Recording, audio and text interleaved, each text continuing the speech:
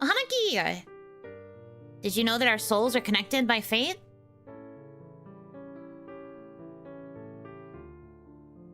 What do you know? I'm Yuno Hanaki, the one and only Oiran from Mialoon. Hello, everyone. Welcome in. I was about to say Monday. It is not Monday. Happy Tuesday. Hope you guys are doing well.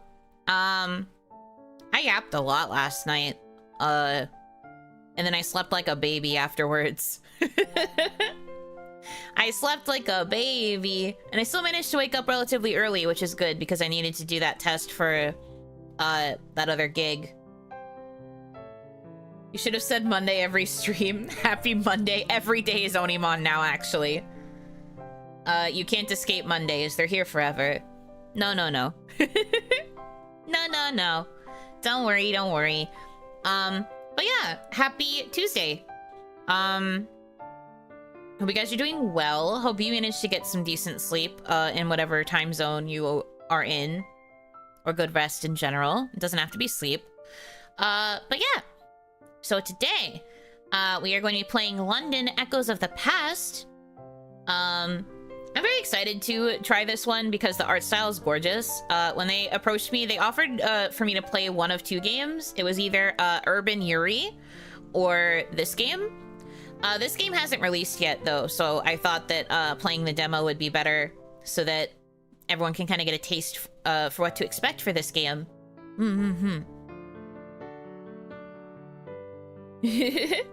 But the art style looks really pretty. I'm kind of curious about the overall story. I know that we're like playing a detective character and it's got like a mystery and like kind of steampunk but not quite vibes, like steampunk London-ish.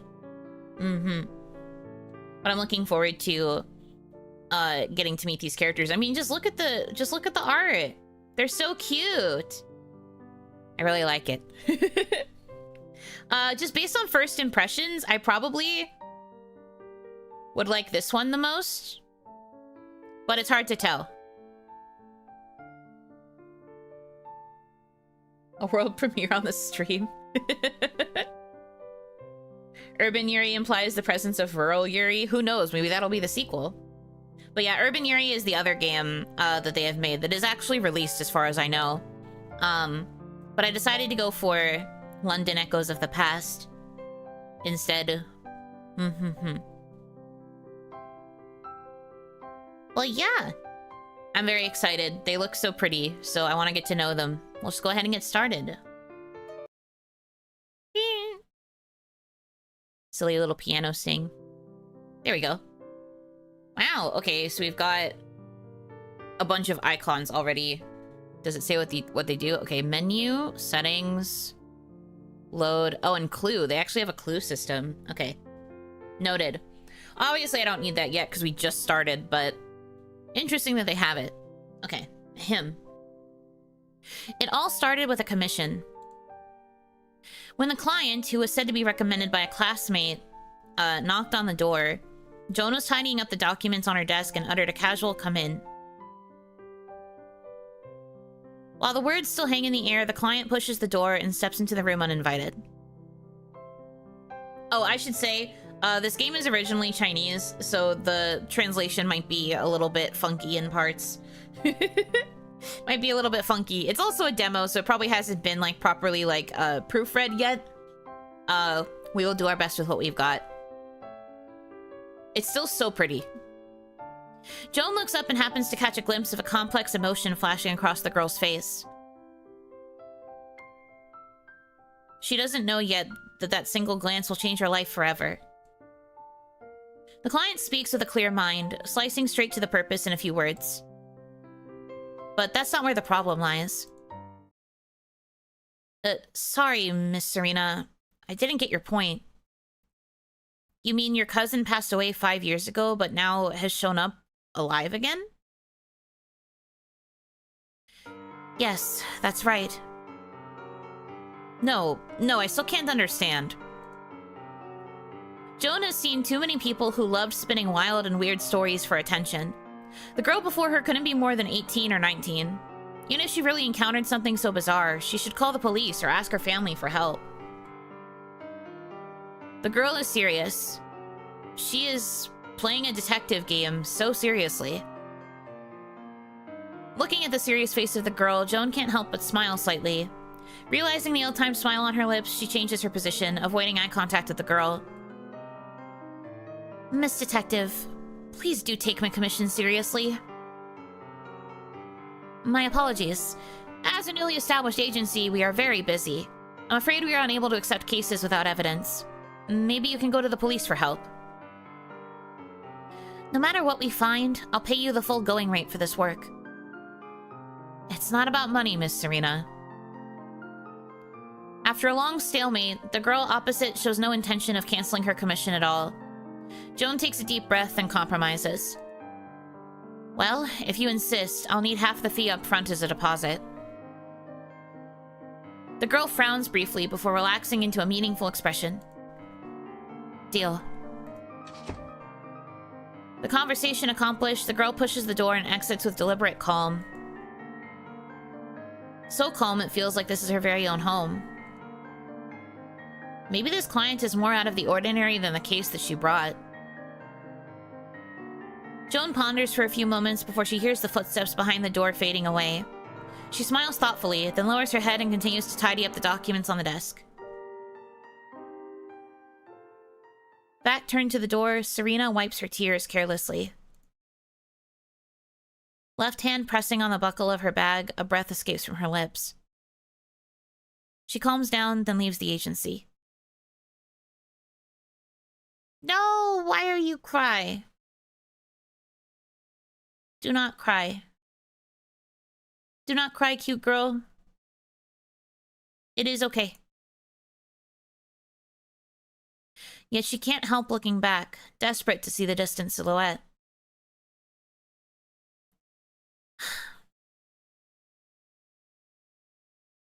You really didn't recognize me, Joan? Or did you never pay any attention to me?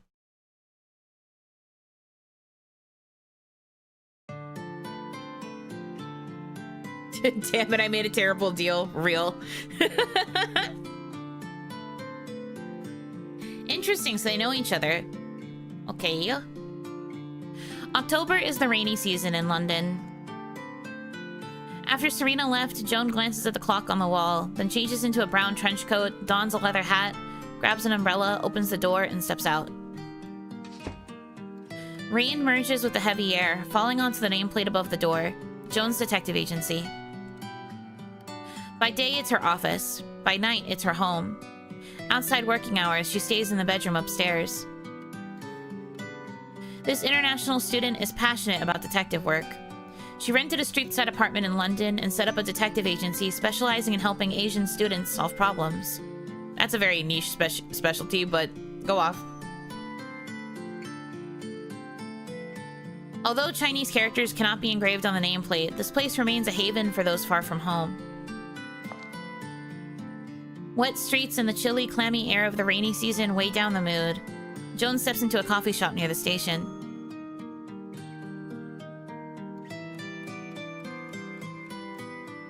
Hi, welcome in. Hanaki. Charlotte Suzu? Charlotte Suzu on Twitch? Thank you for the follow. Charlotte Suzu on Twitch. You're so cute. Oh, thank you. I appreciate it. Eh? You did. That's what it says. That's the name. That's surprising. Yuno Hanaki, am I right? That's me. That's true, that's me. That's... Huh. The coffee tastes the same as usual. She's still not used to it, but the slight bitterness overpowers the dampness in her nostrils. As the tram arrives at the station, Joan walks over leisurely and boards it. If I had known you were the kind of unhinged person who has follow notifications, I would have waited until you were offline. I'm sorry! Of course I have them on, though. People usually only turn them off when they have, like, a lot of followers. I'm not there yet. I'm sorry. But I'm just like you. I also wait usually until a streamer is offline before I hit the follow button. I understand. How could you? I'm sorry! I didn't expect that this was going to happen. But also, even if the notifications weren't on, I still would have seen it in my activity feed, and I probably would have said a thank you anyway. Oops. Instinct. Anti-lurker tech. I guess. That's not really what it's for, though. It's just to be able to thank people. People are allowed to lurk. Just because I say thank you doesn't mean they have to, like, come into chat and be like, you're welcome. I just say thank you. Is only polite.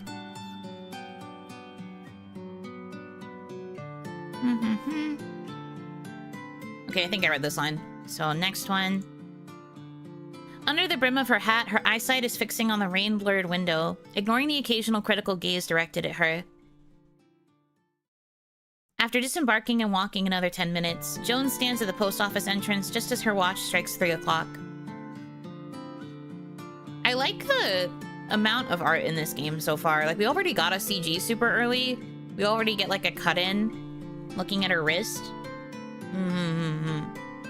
Streamer likes bullying shy folks. I just say it thank you. There's never any pressure to respond to me.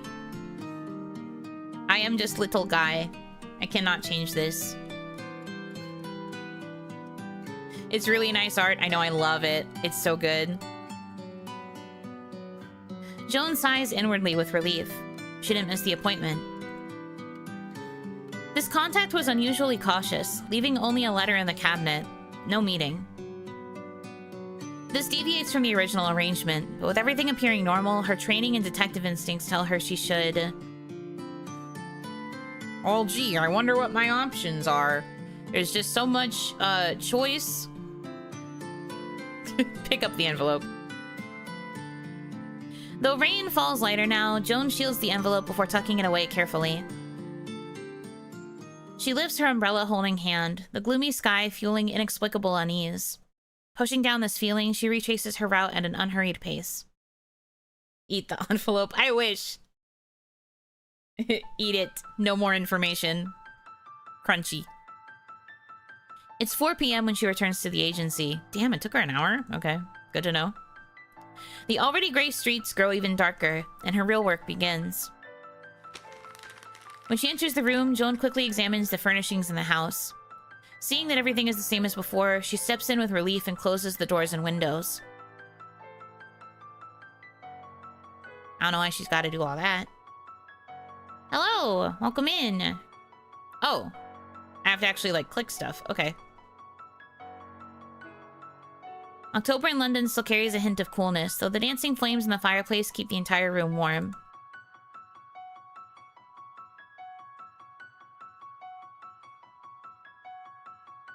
Joan draws a letter from the table. On the letter, it seems to be a long chat. In fact, the organization's code hides inside. Recently, Joan received a letter from the organization.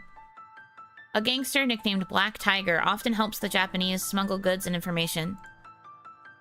Because he constantly travels between countries, it is difficult to track his whereabouts. They only know that he might be in the UK at present. Reconfirming the previous information, Joan checks the photos in the letter she has just fetched from the post office. Photo.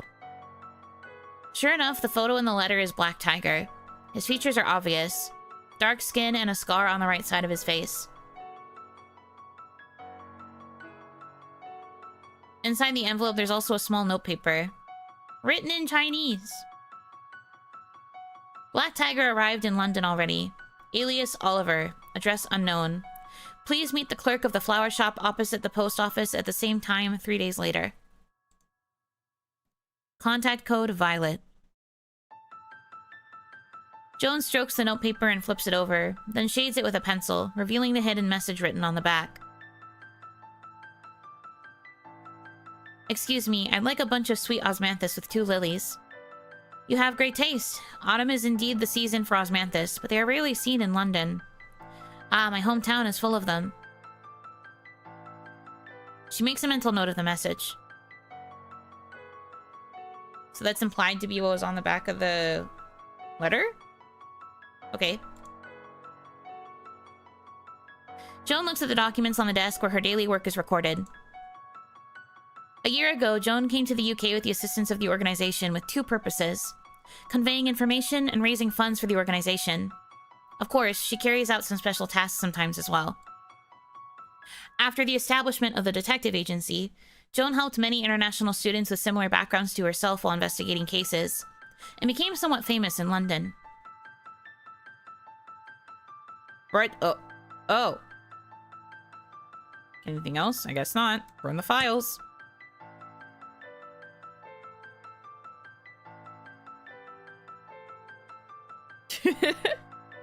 Joan lights the...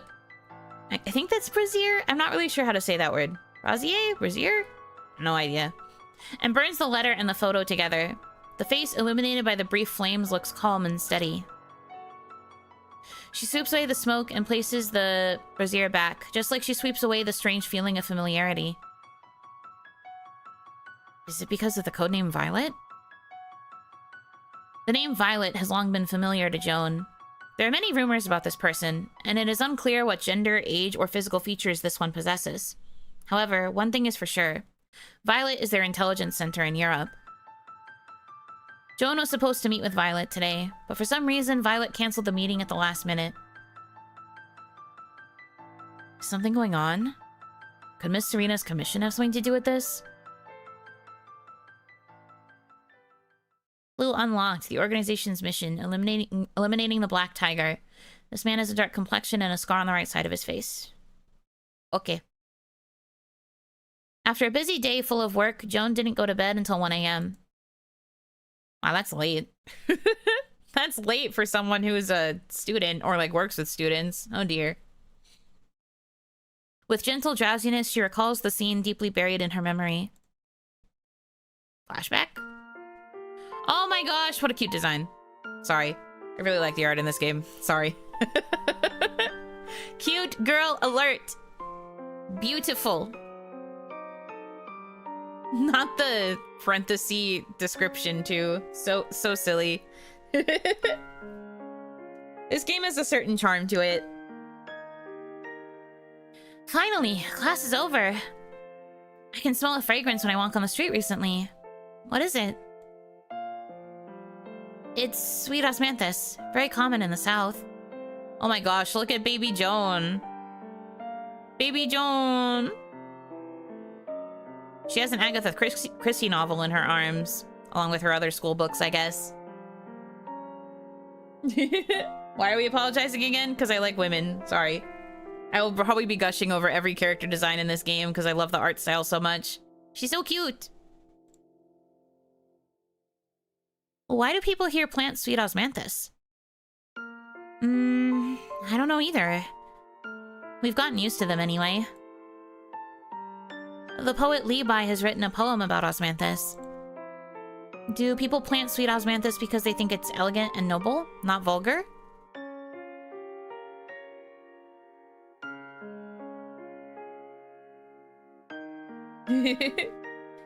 It's the first Poirot book? That is true, yeah. Mysterious Affair at Styles. Indeed, indeed. You've learned a lot about classic poetry.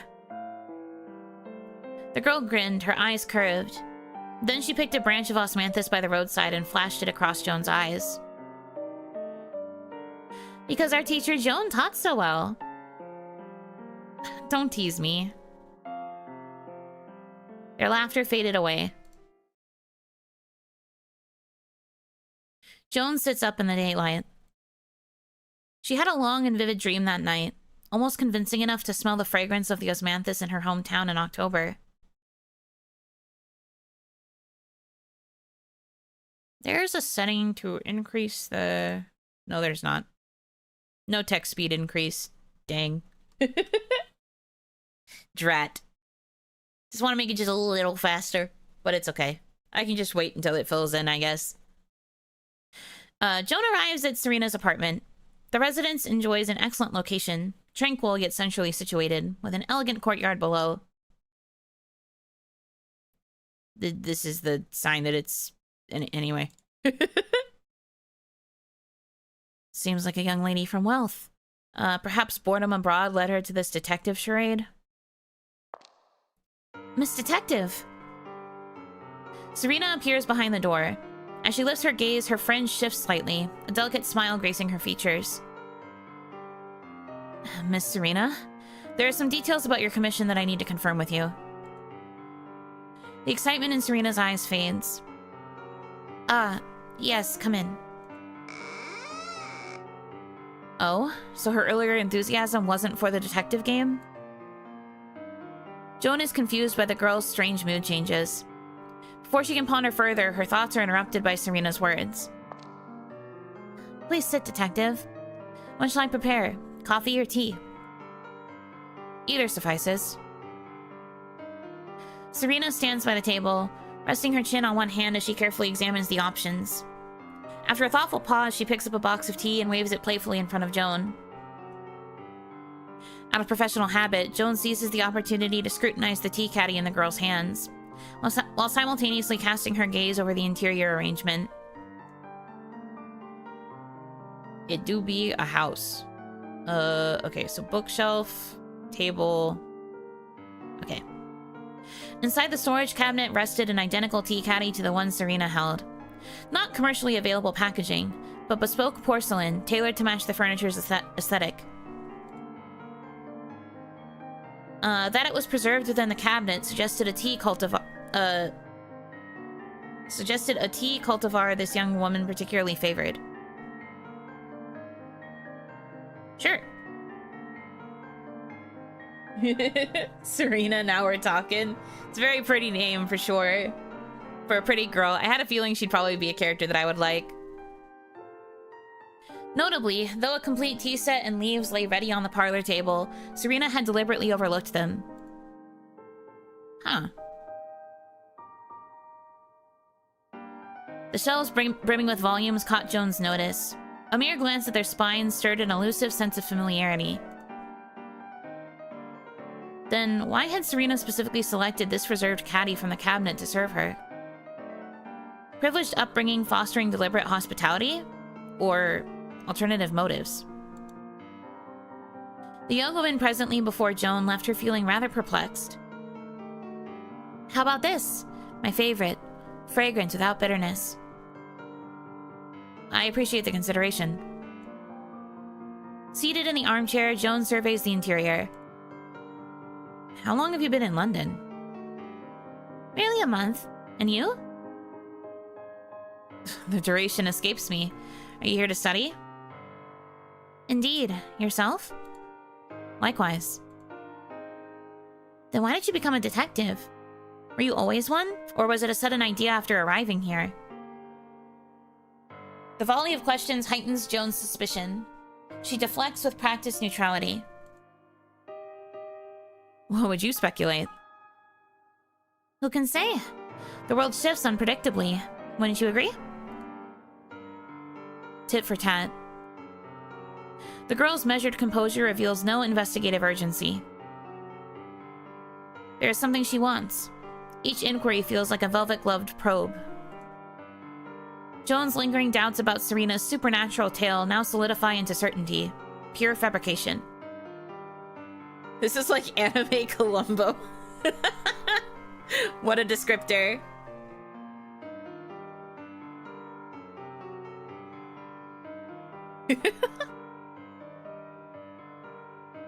Yeah, the old days are long gone.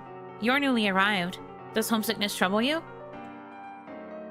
Serena doesn't answer immediately. The kettle boiling forgotten as she stares through the window. Lost in thought for a suspended moment, Serena exhales softly. Pushing herself up, she begins preparing the tea. No, nothing worth missing. Serena offers Joan the steaming cup. My thanks.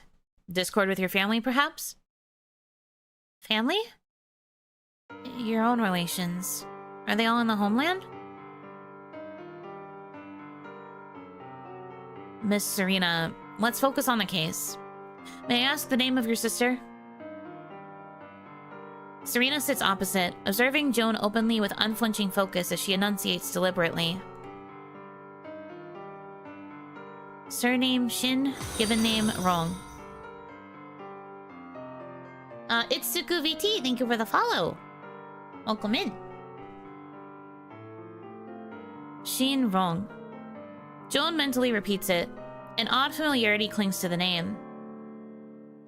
Miss Shin wrong. Your cousin accompanied her parents to France years prior, then passed shortly after? Wait, why is it saying cousin? Didn't she ask about the sister's name? Sister, yeah. Is it sister or cousin? I think it's cousin. The first time that they brought it up, it was cousin. Is the word the same in Chinese? Typo? I mean, pretty glaring to be a typo. I don't know enough about Chinese to know if the word is similar.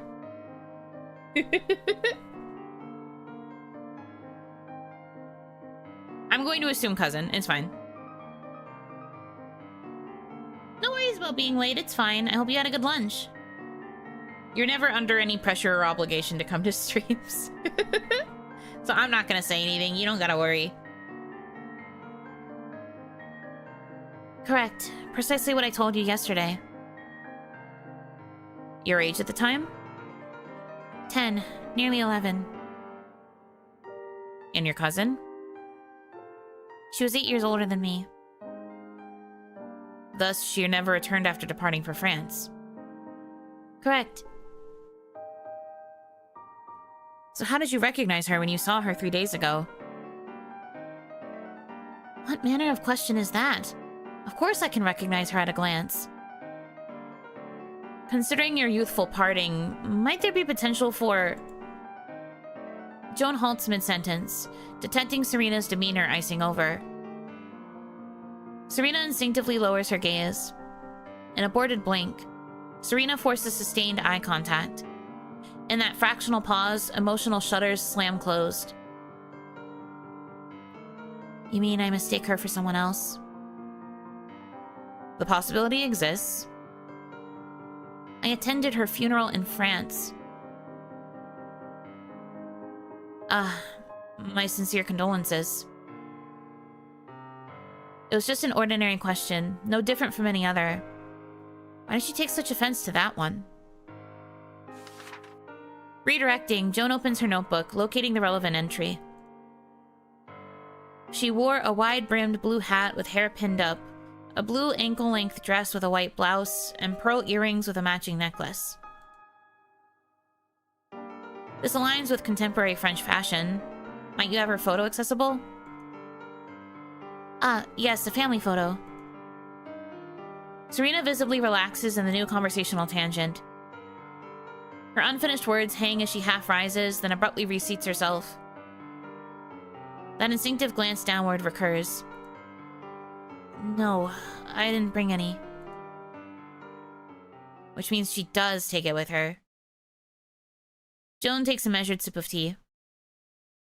Never mind.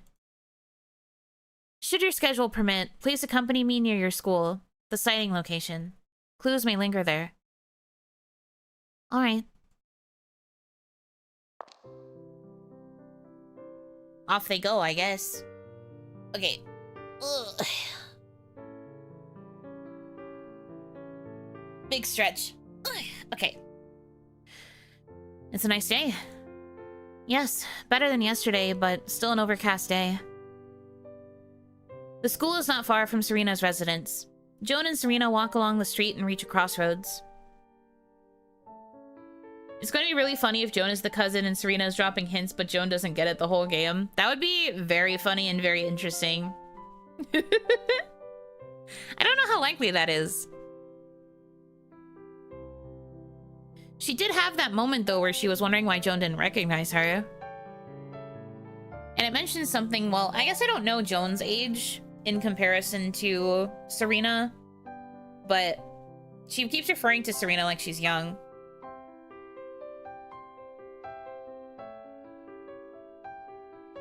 It's very close to my office. Is it? That's where I saw my cousin.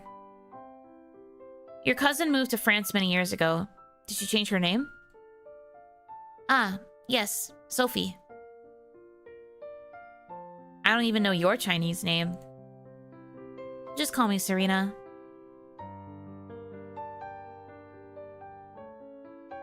Despite the pretext, when Joan casually inquired about her Chinese name, Serena swiftly avoids the question. Well, never mind. True.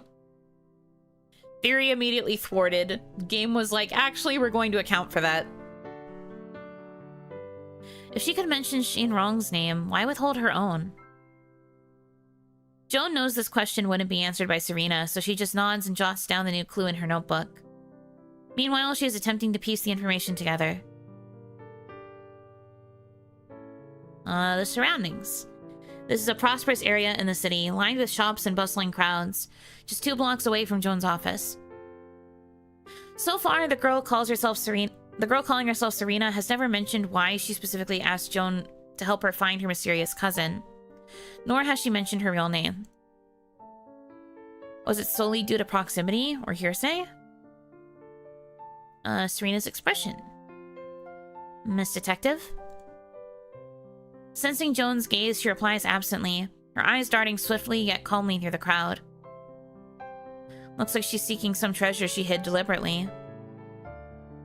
Serious woman. Oh, hello.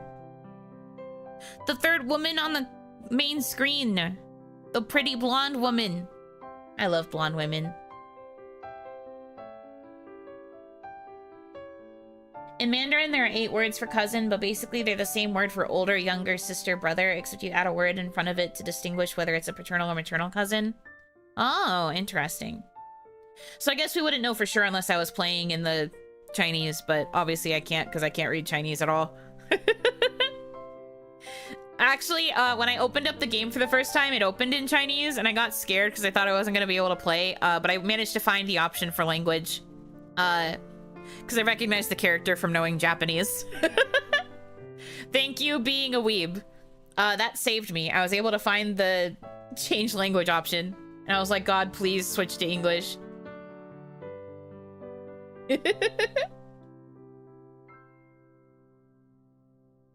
A flash of blue passes. Serena instantly chases after it. Cousin! Joan saw the figure enter a jewelry store, but the crowded lunchtime streets delayed her. By the time Joan arrives at the store before Serena, the figure is nowhere to be seen. Turning, she faced an anxious Serena. Where is she? She must live nearby. Miss Detective, please help me find her. Joan finds it suspiciously convenient. Encountering the identically dressed cousin immediately upon arrival. Could she have staged this? Don't worry, Miss Serena. I'll look around. Hearing Joan's words, the girl calms down. Not calm, but fulfillment? The satisfaction of a plan accomplished. Then I'll leave it to you. I have an appointment and must return to school. Excuse me. Of course, Miss Serena. Serena's behavior felt stranger still. If genuinely seeking her cousin, why depart the moment she appeared? Why prioritize another appointment? It felt like an escape before the act crumbled. Stranger yet.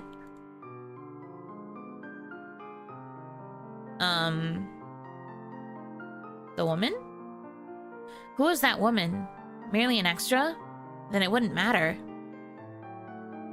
Yet her appearance sparked a jarring familiarity mingled with resistance, as if recognition would bring pain. To her? Like to Joan? Is she a secret relative in all of this? Like, what's happening? Was that why I hesitated to pursue? Oh yeah, that is about her. Joan, how do you know them? How do you know these two? Well, dwelling in those thoughts won't get me anywhere. I guess that's true. Joan heads to the next location. Long time no see, Officer Grace. Oh, Joan! I never properly thanked you for last time. I owed you so much. It's unnecessary between us to say thanks. Grace, I know you handle the census and immigration records of London. I need your help this time. Wow, that's so straightforward. This kind of information is not open to the public.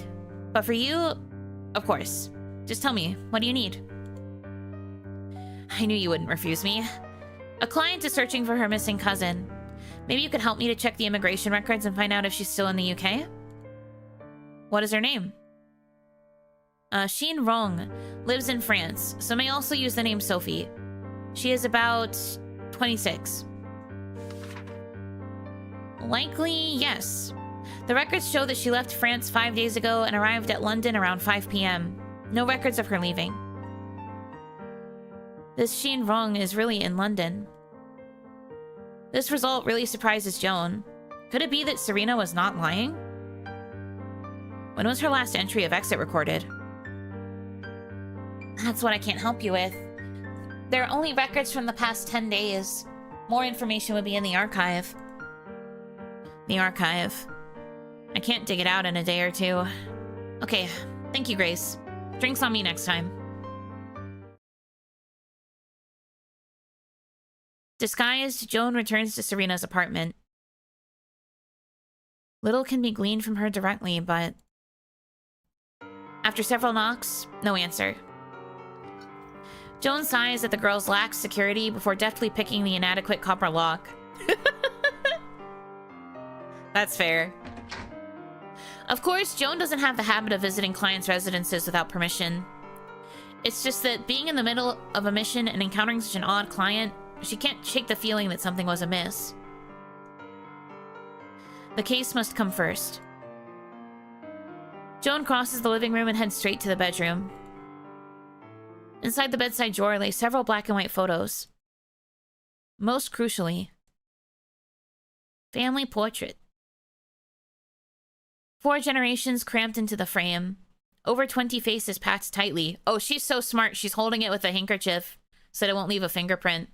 I mean, it makes sense. She's literally a detective. She would know how to do this, but like, it's a very nice detail that the art also includes the handkerchief to show that she's being careful. I really like that little detail.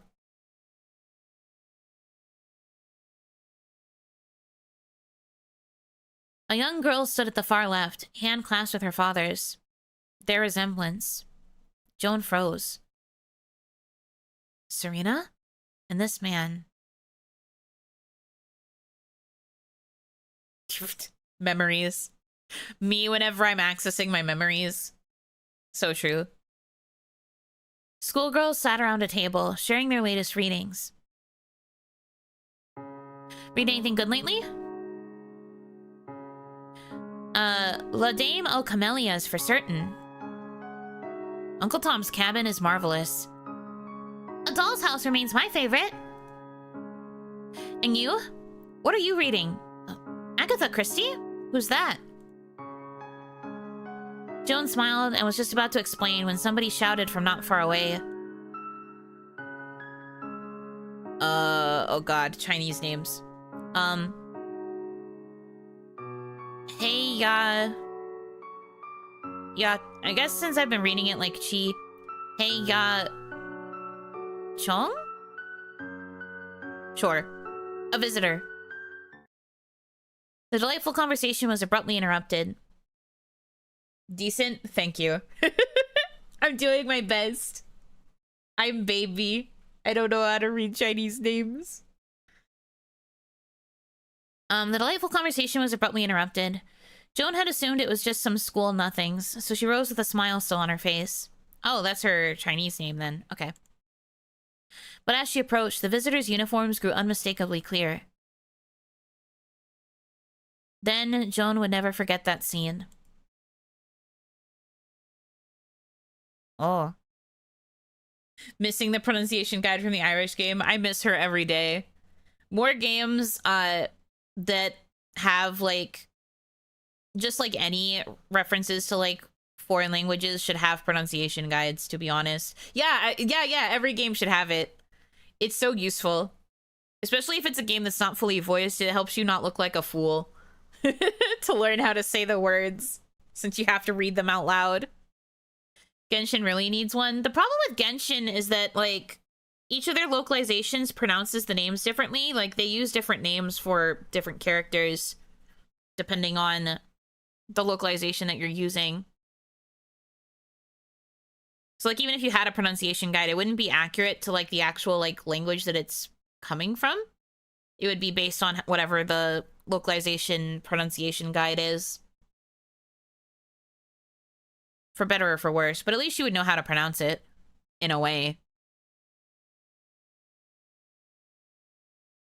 When she rushed home, she saw the silent and evasive neighbors and her old house, whose entrance was now barred by a policeman.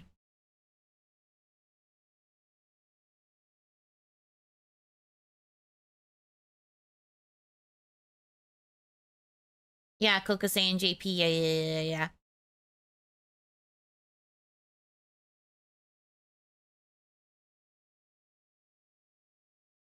Yeah, I remember the child was like Koshi in JP.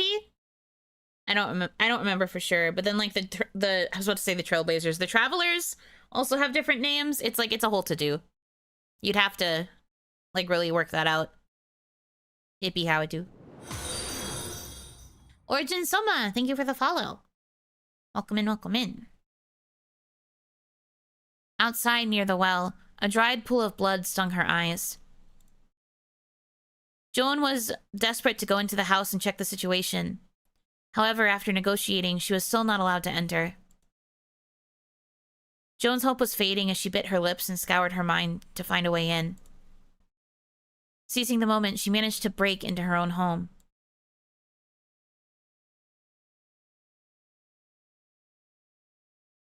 Oh my. She saw another several policemen and an almost finished cheongsam on the table. Just a few days ago, she'd been the one who was urging Grandma to sleep early or she would lose her eyesight. But now... Now the stubborn figure who often sat at the table by candlelight will never come back. The policeman reacted and surged forward, wrenching her toward the door. But Joan couldn't feel anything, as if pain didn't exist. Granny! Granny! After what seemed like an eternity, Joan was finally brought to the morgue to see her granny for the last time. Though she was filled with rage in all of her mind, she still believed there would be a fair result. But all that awaited her was apathy and evasion. Officer, who did this to my grandma? Well, it may be just an accident. We'll let you know when there's progress. There's a gunshot wound on the back of her head. Don't make things difficult for us. This is beyond your control. Stop asking questions. Just count yourself unlucky and arrange the funeral. Damn. Is it just like this over there? That's kind of fucked up, I feel. Like, if there's a very obvious gunshot wound... What? Just like, why are you asking questions? Huh? Hello? Oh my god, they did the accidentally shot herself in the back of the head meme. I know, that's crazy. Like, there's police incompetence, and then there's just, like, literally, you are blind and a fool if you do not think that there was something actually wrong here. Like, she mentioned that there was a dried puddle of blood outside near the well. And then they were looking at her grandmother's body inside the house? Like, what? What happened? Feels like a cover-up? Take notes. Write it down. Write it down. What the hecky? Police apathy. Yeah, I guess so. Joan still wanted to protest, but other police officers pushed her further. In the next few days, Joan practically lived at the police station, going in every now and then to inquire about news, but no one was willing to tell her. Even worse, Joan was no longer allowed to see her granny. When she requested to bring her granny home, those policemen seemed to take relief and placed a death certificate labeled accidental before her, informing her that she could only retrieve the body after signing it. That's fucked up! They'll only let her take her grandmother's body if she agrees that it was an accident. What the hell? That's awful. Damn, definitely something suspicious. Yeah. What the heck? Also possible conflict of interest. True. True. That's crazy. Like literal coercion, though. Your granny should be laid to rest as soon as possible. Compensation will be provided. Don't ask anymore. That was all they said. Without identifying the murderer. This is crossing over into antipathy, active malice. Yeah, this is crazy. Well, she's like a teenager. Why are you doing this to a teenager? Good lord. In the end, Joan gave up. After leaving the police station, Joan almost lost her mind and went back to school unconsciously. Yet she had no idea what to do, what she could do. Just sitting there numbly, all blank in her mind. Miss Hay, are you listening? Yes. Joan suddenly snapped back to reality. Before her stood a woman in her late 20s, handsome and toned. She was the female officer I saw at the police station. Unlike the male officers, this woman remained silent when Joan pressed her for answers, yet she never shooed her away. Instead, she always looked at her with a sympathetic gaze. Women really do be the only saviors in these fucking situations. When the institution of men fucking fails us, we always have to shout out the one woman. Even though she's still not really helping. Please actually do something. That is important. That is important too, also as well. Joan had no idea why she came, but her nearly extinguished heart finally reignited with hope because of her. Officer! No need to call me officer. Just call me Jiang Cheng. You wanted to meet me? Your grandmother and I. We're from the same hometown. Joan felt astonished, then stepped forward and seized Jiang Cheng's hand like a lifeline. Officer Jiang, please help me. Grandma is my only family. But the police, they won't tell me who the murderer is. Jiang Cheng sighed. You can't entirely blame them. The suspect has powerful connections, and the evidence available isn't enough to convict him. They won't tell you to prevent you from getting involved and facing revenge. Okay, but they could be nicer about it. I think they should just fucking say that, maybe? Instead of just acting like they are assholes.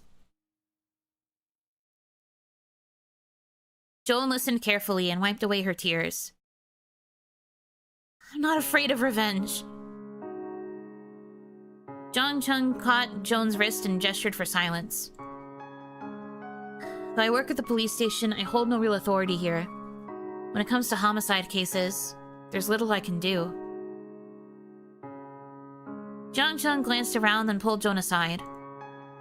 That family has power and influence locally, along with privileged connections. They're extremely difficult to confront. Stop investigating. Then, Jiang Cheng pulled out a pouch of silver dollars and pressed it into Joan's palm. Take those. Jiang Cheng's kindness left Joan a bit bewildered. Although still in school, she came from a poor family after all. Joan could tell that this was probably Jiang Cheng's salary for several months. No, I can't take your money. It's too much. The coffin, ritual, cemetery, all cost money. Your grandma deserves a dignified departure. Thank you, madam. Your kindness is engraved in my heart. I'll return this favor someday. Joan's eyes brimmed with tears. She fought them back, her words choking. I just want to know who he is. Jiang Cheng's expression softened with concern, her eyes clouded with worry. I'll tell you, but you must promise not to do anything reckless. Promise. Jiang Cheng raised her head and made sure nobody was nearby, then finally spoke in a low voice. The man's surname is Zin. His family is involved with gangs due to his exceptional marksmanship. People call him One-Shot Zin. Shin? Zin? Jin? I don't know how to say it. I'm really bad at the X's. Following extensive investigations, Joan ultimately attended the auction to trace the suspicious woman. Oh, some chapters are skipped to feature more characters in the demo. Full version will be playable after official release. Makes sense.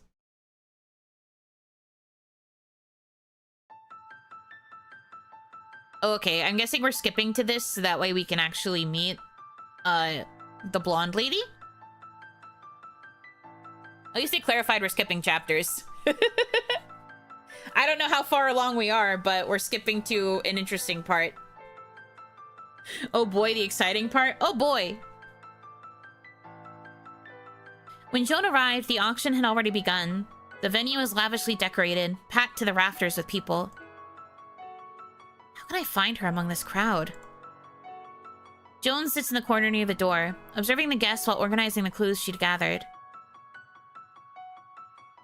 X's are, shisses, shish, so you got it? Okay, it's like a SH sound. Okay. Shin. I'm doing my best. I apologize. Names are hard. I'm baby. Among passengers to Paris 6 days ago, no woman resembled Shin Rong. Therefore, the passport user wasn't her. More likely a relative, friend, or imposter assumed her identity. Joan realized she needed to revisit Serena's home regardless of the auction outcome. Excuse me? The voice behind her interrupted Joan's thoughts. She jolted back to reality and stepped aside. Thanks. Woman! Women! Woman! They're so pretty. The moment their shoulders brushed, a tremor seized Joan's heart. Startled, she grabbed the other's wrists. Instantly, familiar pale blue eyes meet Joan's gaze. Both froze in surprise. The art is so nice. I'm literally obsessed. I love this art style. Love the way the eyelashes are drawn. They're so pretty. It's not fair. Why are people so talented? If I was born with the skill to draw, everyone would be so cooked. After a brief silence, the woman speaks first, her voice elegant and mellow.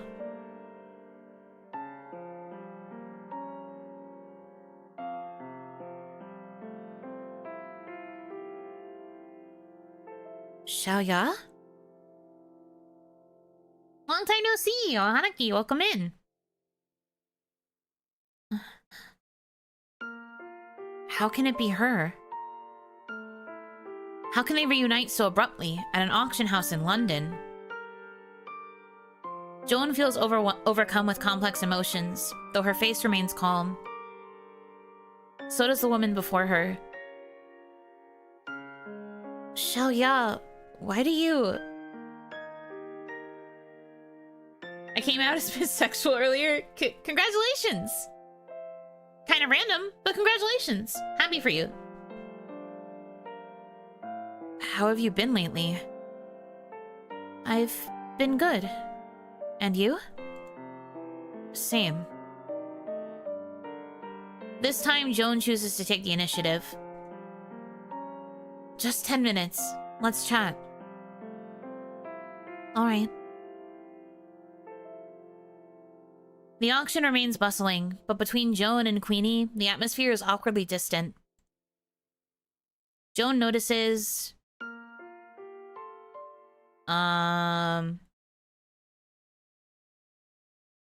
her attire. A blue ankle-length dress with a white blouse. She was the mysterious woman Joan saw that day. The two stepped aside, avoiding the passing crowd. When did you arrive in London? All of her. I know. I just want to say all of it. She's so fucking pretty. I love blondes.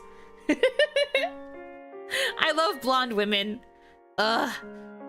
This fit is everything to me. I'm gonna go crazy. What's this game about? It's a detective story with Yuri.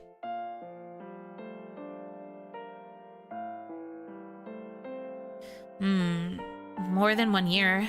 What about you? 6 days ago. 6 days ago. Joan turns alert. For business? Or planning to stay here long term? I've taken over the family business these past 2 years. Came to see if any auction items were worth collecting. Never imagined meeting you. I'm happy to see you. Her pale blue eyes hold a certain profoundness, like a breeze rippling across the tranquil waters of Joan's long-settled heart. Joan turns her head aside slightly, avoiding Queenie's gaze. You should get a VTuber model made to look similar to that character's clothing. Like this? I mean, maybe someday. I already have my 2.0 coming soon TM, and then I have another outfit already done for 2.0, so it's gonna be a while before I can consider another outfit, but I do really like this kind of vibe. Ugh, and imagine short hair Yuno with this kind of like fluffy short hair style. I'll go crazy.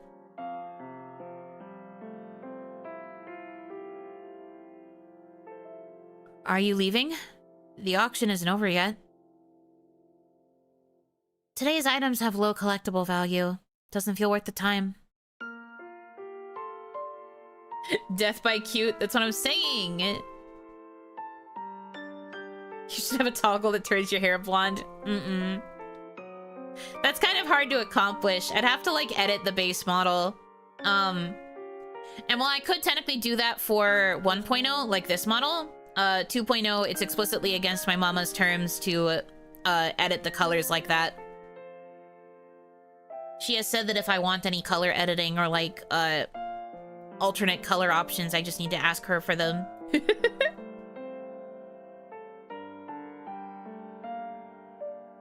Xiaoya, you've changed a lot. Joan looks into Queenie's eyes, trying to describe how she has changed. Yet the more she looks, the more she has to admit that she is still as beautiful as ever. Me too, Joan. Who's making your 2.0 model? Secret.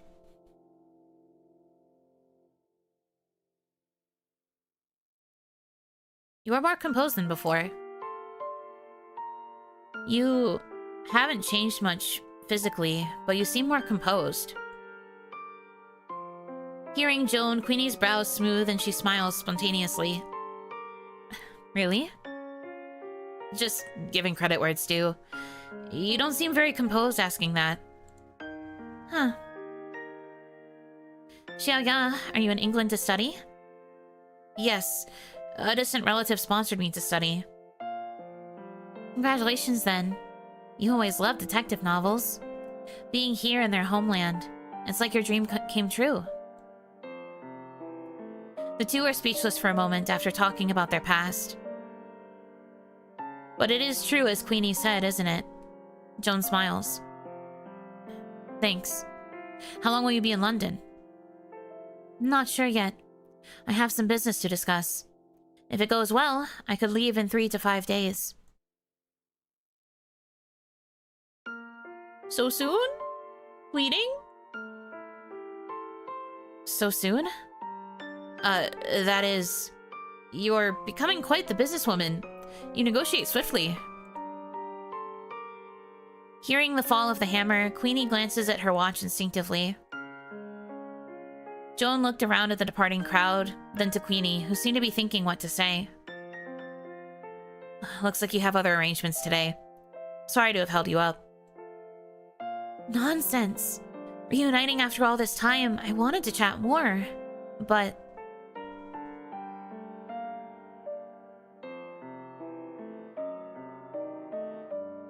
Talk another time.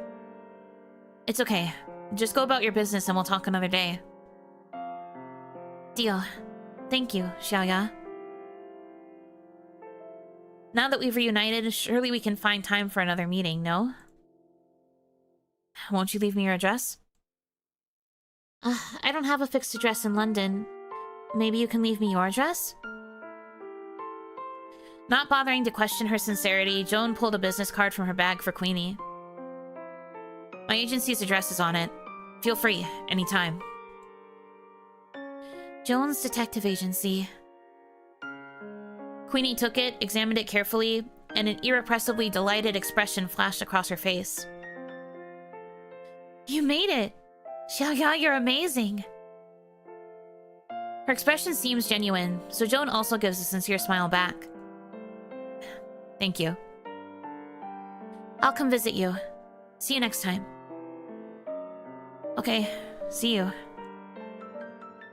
As Queenie's figure faded, Joan sank into silent contemplation. Arriving from France 6 days ago, could it just be coincidence?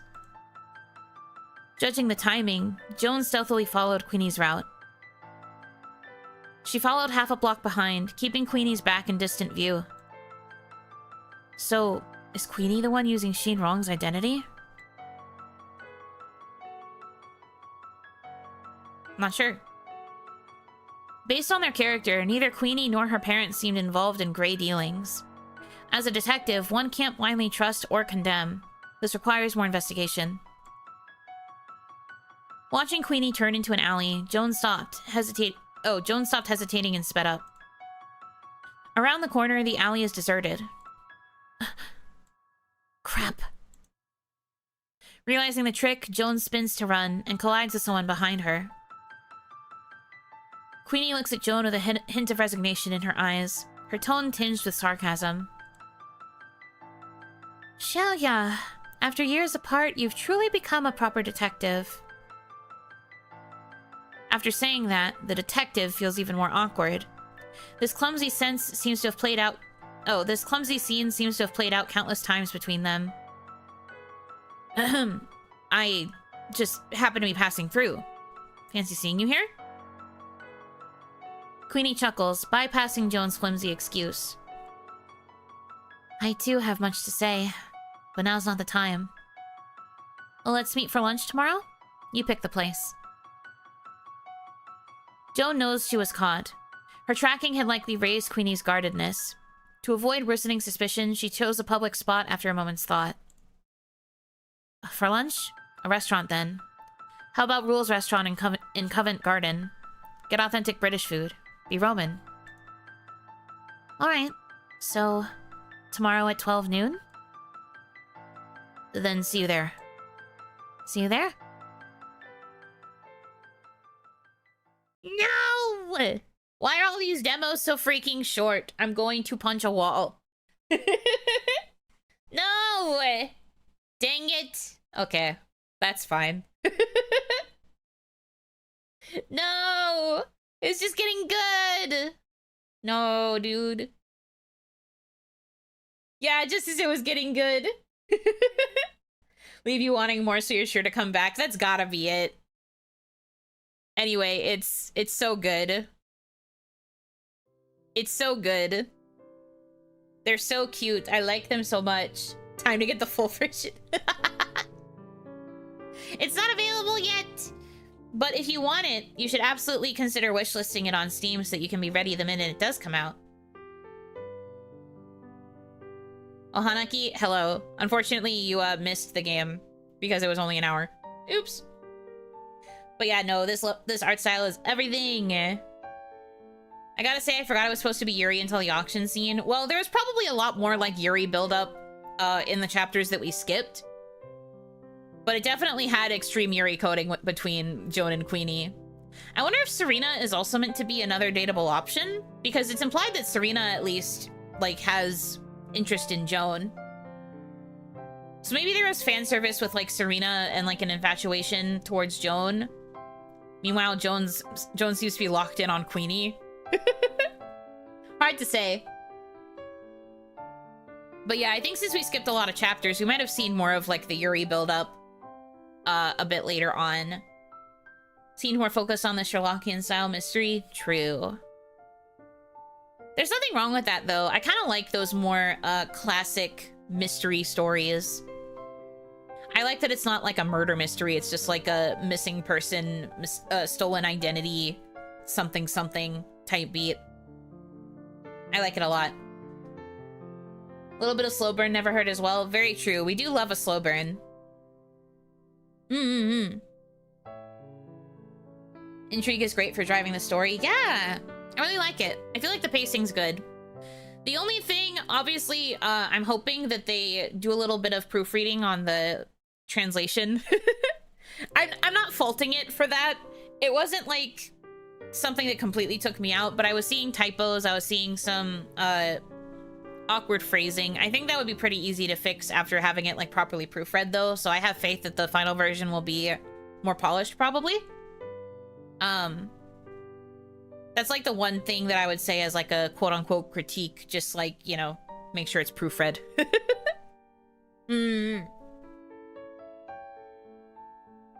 Editor mode engaged. It always is. My brain can't help it. I did my best. I was kind of like mentally correcting some of the phrases that felt like the most awkward. And I was like spotting actual typos at times, but you know, it's fine.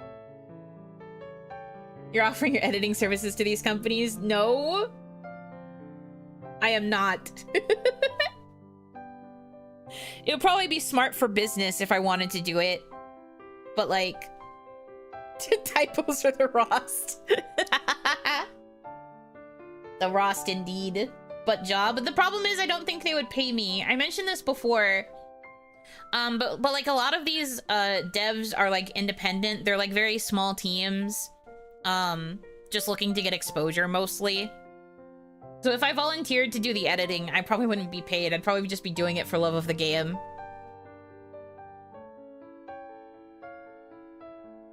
The what books are you reading scene gave very not how people speak vibes. Yeah, kind of. I think there was also just a lot of characters there, so it was kind of hard. Everybody was like listing different books. But yeah, like, I don't know. It's okay. I think it was a bit worse in like the beginning chapter. That's where I felt like a lot of the phrasing was its most awkward. I think it started getting a little bit better as it progressed. Like I started noticing less egregious mistakes. Would be cool to have on your resume, visual novel text editor. That would be proofreader, basically. But no, I do want to like do that kind of thing more if I ever could. And you know, you guys did fund a goal for me to work on my own visual novel, so I'm out here like scouting to see how other people do it just so I can learn for when I go to write my own whenever the time comes. If I could figure out who did the art for this game, I would probably approach them to do the art for mine. Smile, because I really like this art style. It's very good. I'm sure the full version it'll be revised. Oh yeah, no, for sure. That's why I said I'm not like holding it against it because it's a demo.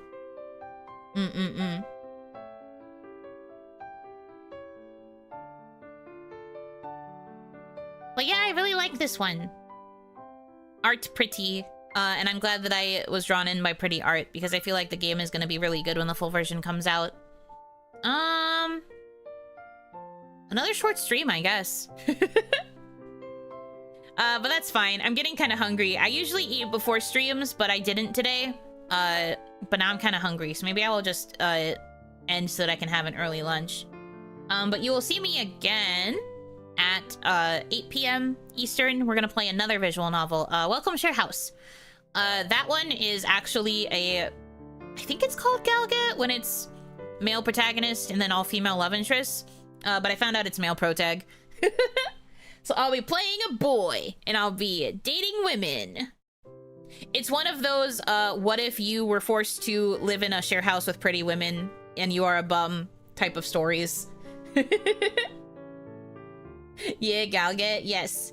I don't usually play those, so that'll be kind of refreshing, I'm sure. Forced? Yeah, it's like, I forget specifically what the premise is, but it mentions that he's a bum and he doesn't have a job and he's not studying right now. But he gets forced into a situation by his family to like move into a share house in Seoul with a bunch of pretty women.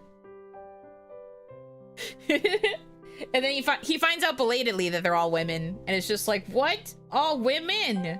Gasp. Also, this one is fully voiced in Korean, so a little bit less work for me. I might read their text out loud for the people who are just using me as listening, like background audio, but it is fully voiced. All the girls are voiced. It would just be me reading the pro tag and then like reading out the translations. Classic rom-com harem setting, indeed. There's only 3 love interests from what I saw. There's also the Korean game 5 Hearts Under One Roof. Yes. Not similar, but... Not similar, because this one is also going to have the anime art style, but yeah. Anyway, I'm going to go ahead and end this stream here. I'm sorry that it's so short, but it is what it is. Please consider wishlisting this game if you would like to support the team. They do also have another game out if you want to look into that one as well. That's called Urban Yuri. Well, for now, I will be ending this stream so that I can go eat. I'm kind of hungry. Thank you guys so much for choosing to spend time with me. I hope that you have a good rest of your time zone. And until I see you again, Yunotsu!